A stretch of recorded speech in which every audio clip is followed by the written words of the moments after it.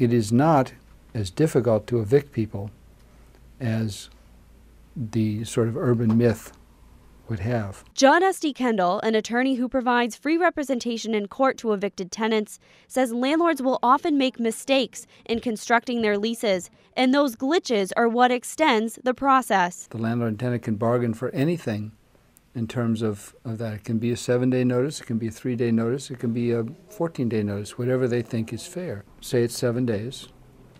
The landlord has to give the tenant 7 days notice of the court hearing, so that's another maybe 2 weeks.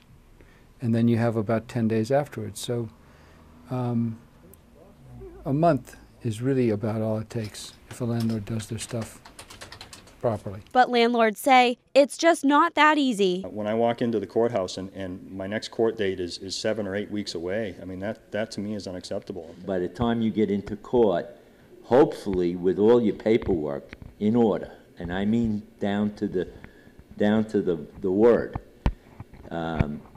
if you get the decision by the judge that the tenant has to leave, he will generally give them another week.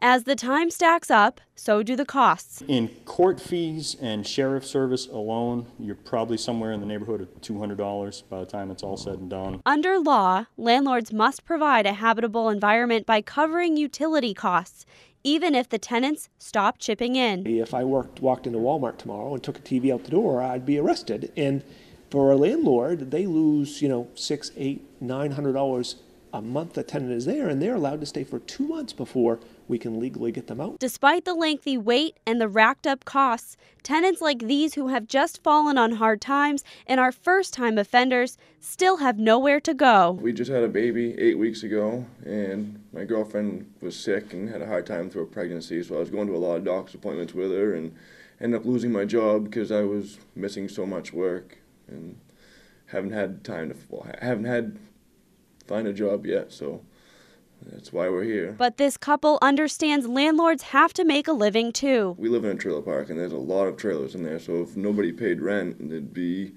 like 20 trailers, just people living for free. Even with strict leases and screening potential tenants, sometimes it's not enough to prevent repeat offenders from sneaking their foot in the door. You typically don't call the place that they're living now because sometimes a landlord will give you a great reference just to get rid of them. And how often some wreak havoc on apartments like this is what S.D. Kendall dubs another myth. The situation of apartments being left in bad condition, I'm sure, does happen.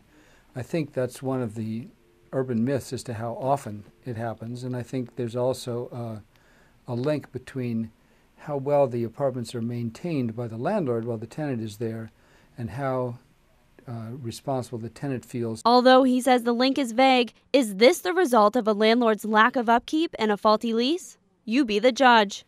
I'm Lindsay Mills.